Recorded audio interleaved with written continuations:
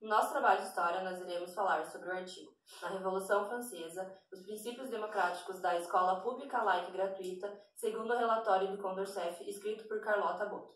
Meu nome é Giovanna. Meu nome é Aurelísio. Meu nome é Aniquete. Meu nome é Bruna. Meu nome é Michelle. A Revolução Francesa teve início em 1789. Ela foi na Revolução Francesa que inaugurou a Idade Contemporânea. Para entendermos a Revolução, precisamos saber da situação econômica e social da França no século XVIII. Até o século XVIII, a França era um estado de absolutismo monárquico. O rei da França, Luís XVI, personificava o Estado, fazendo dele mesmo os poderes legislativo, judiciário e executivo. Os franceses não eram cidadãos de um Estado, como hoje é comum no mundo ocidental. No Estado democrático constitucional, eram súditos do rei. Dentro do Estado absolutista, existia 3 diferentes estados nos quais a população se encontrava. O primeiro era representado pelo bispo do alto clero. O segundo era representado pela nobreza ou a aristocracia francesa, que desempenhava funções militares ou funções jurídicas. O terceiro era representado pela burguesia, que se dividia entre membros de baixo clero, comerciantes, camponeses, trabalhadores urbanos, totalizando cerca de 97% da população. Os membros do terceiro estado, muitos deles influenciados pelo pensamento iluminista de liberdade e igualdade, passaram a ser mais afetados pela crise. A burguesia propôs uma Assembleia Nacional em 10 de junho para formular uma nova Constituição para a França. Essa proposta não obteve resposta por parte do rei, e nisso a Revolução se iniciou. Na Revolução existia a ala mais radical, que eram os jacobinos. O último rei absolutista francês foi o Luís XVI, que foi morto na Revolução junto com a sua esposa. E em 1795 a burguesia consegue retornar através de uma nova Constituição. Então, o relatório foi uma proposta expressa em 1792 pela Comissão de Educação da Assembleia Legislativa Francesa. Ela foi apresentada por Condorcet. Ele era um matemático que preconizava a educação que contribuísse para a liberdade de pensamento. Então, o relatório dele era um projeto de organização de instrução pública que era uma tradução para o campo educacional dos ideais iluministas que norteavam o processo de revolução.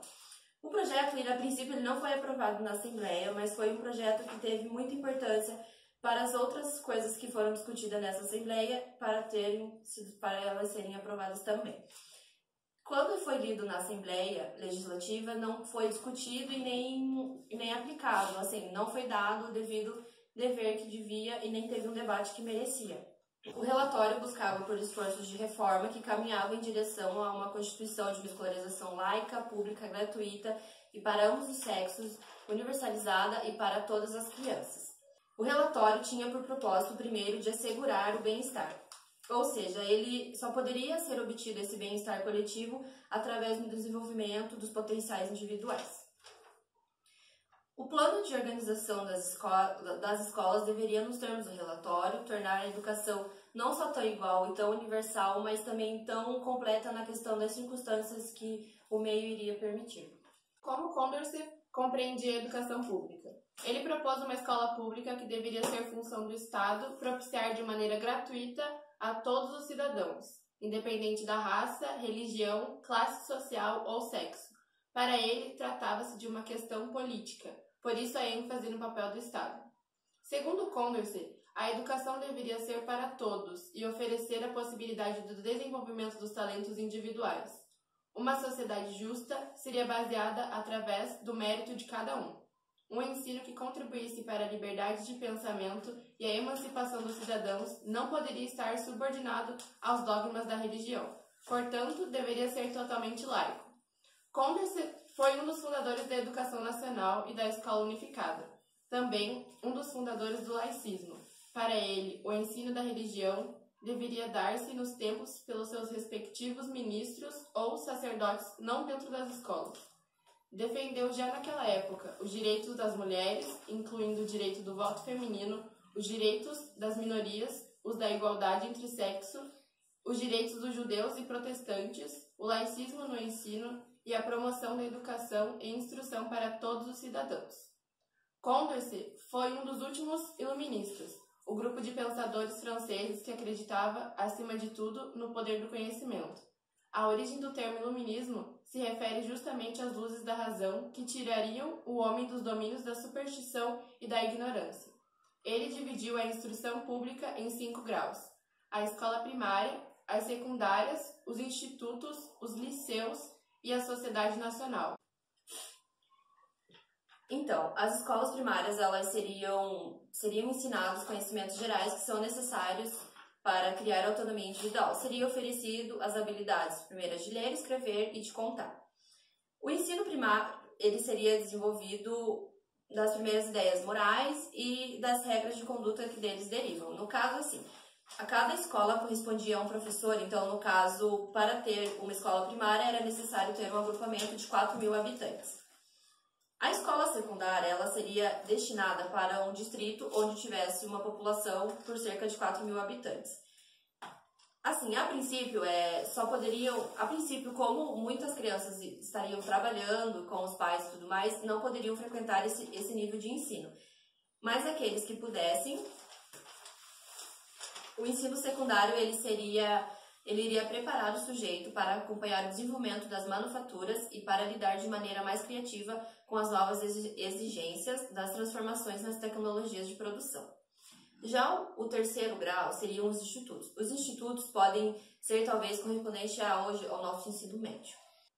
Nessa fase, o saber erudito deveria ser suficientemente desenvolvido para capacitar os indivíduos para o mercado, principalmente de trabalho, para eles conseguirem desempenhar funções que exigissem mais conhecimentos. Ocorreria um estudo com repertório suficiente para uma abertura intelectual e para um estudo mais aprofundado. E para conseguir classificar o saber dessas pessoas, era recomendável discriminar a especificidade de cada um das suas ramificações das árvores do conhecimento, e seria pelos seguintes aspectos. Como ele dizia: poreis sem dúvida o conhecimento dos homens na classe que afeta a memória. Colocareis depois a história natural ao lado da história das nações, e o estudo das artes junto ao estudo das línguas.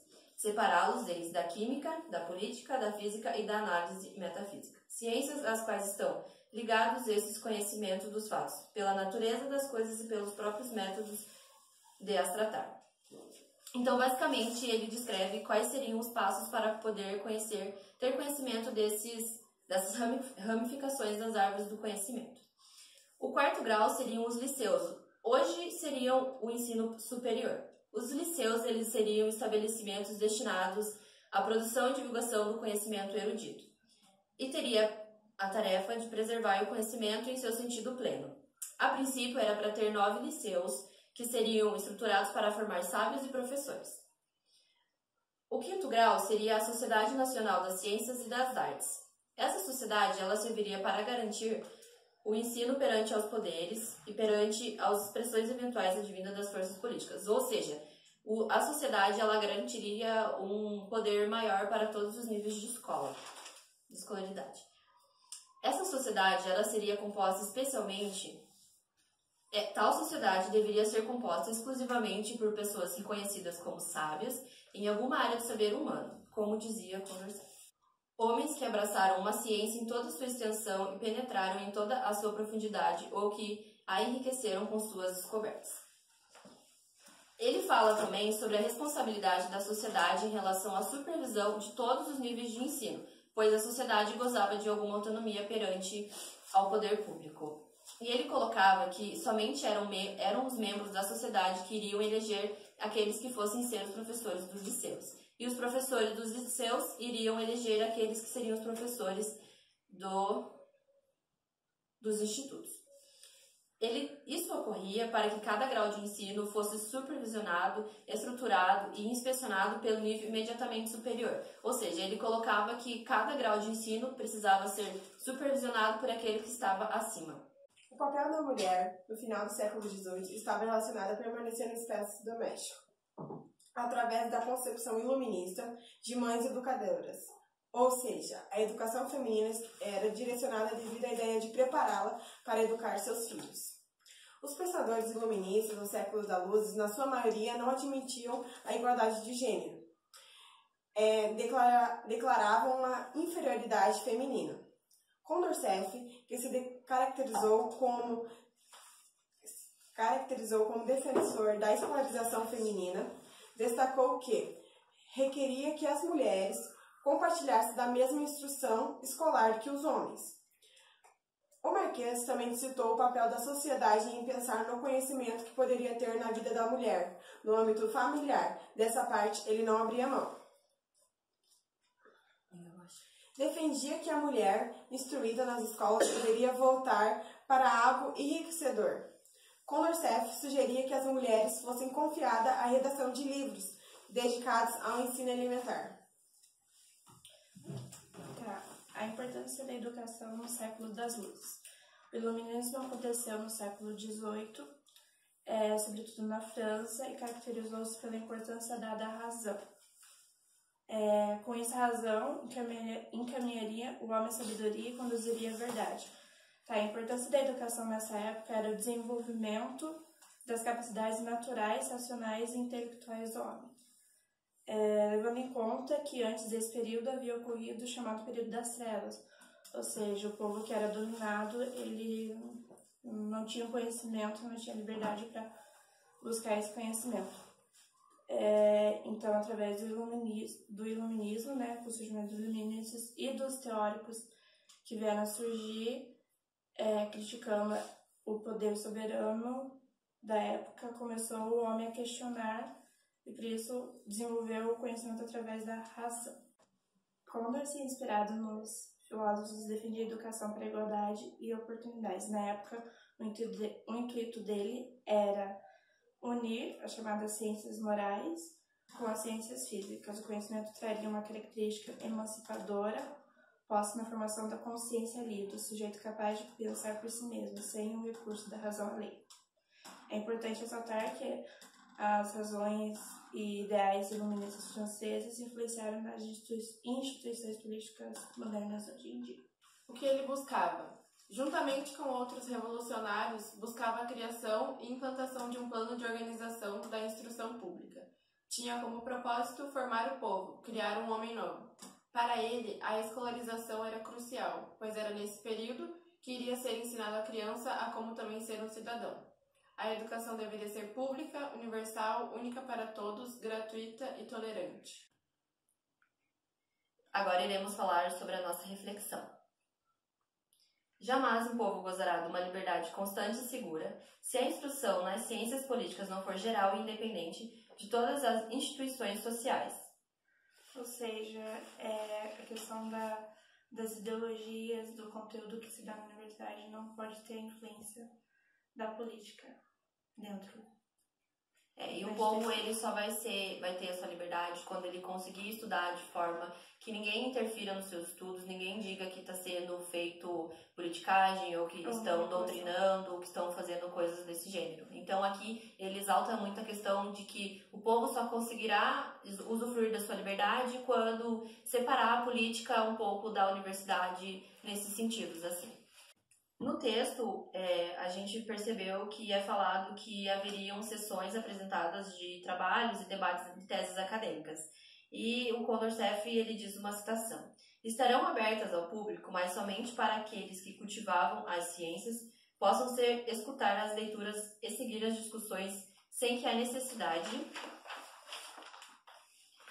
de se fazer ouvir pelos espectadores, de se pôr ao seu alcance, de os interessar ou de os divertir. Influa sobre a ordem das sessões, a forma de discussão ou a escolha das leituras. Ou seja, o que está falando aqui? Que eles faziam sessões de apresentação de trabalhos, porém eles não se preocupavam se os ouvintes estariam entendendo ou não. Era uma coisa meio que superficial. Quem entendia estava explicando, agora os ouvintes acabavam não entendendo muito bem sobre o que se tratava aquele assunto.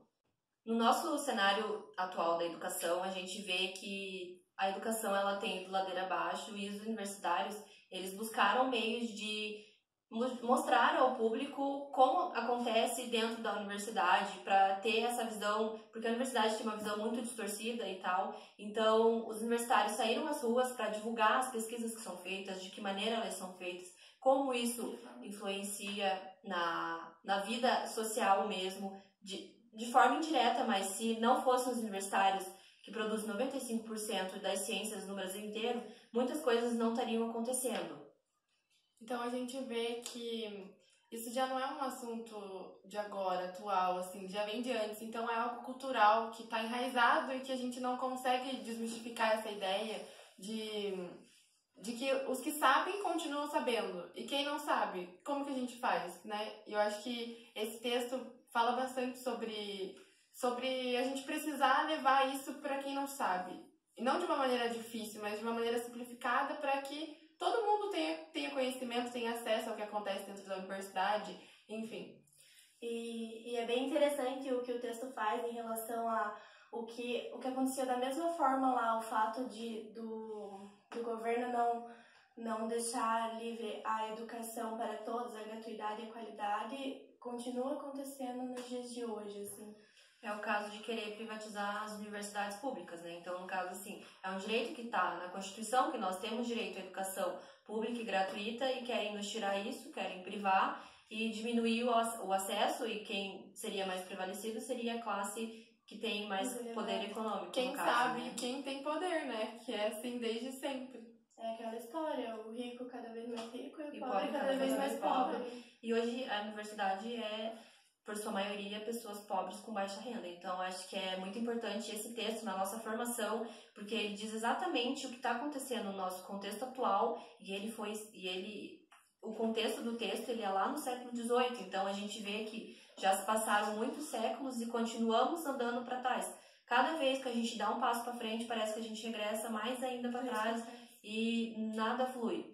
Então, fica de reflexão essa questão de que a gente tem direito a uma educação pública, gratuita, de forma laica, onde não tenha essa influência de políticos, onde não tenha influência de uma só religião, mas que seja para todos, e espero que futuramente a gente consiga continuar tendo uma universidade para todos.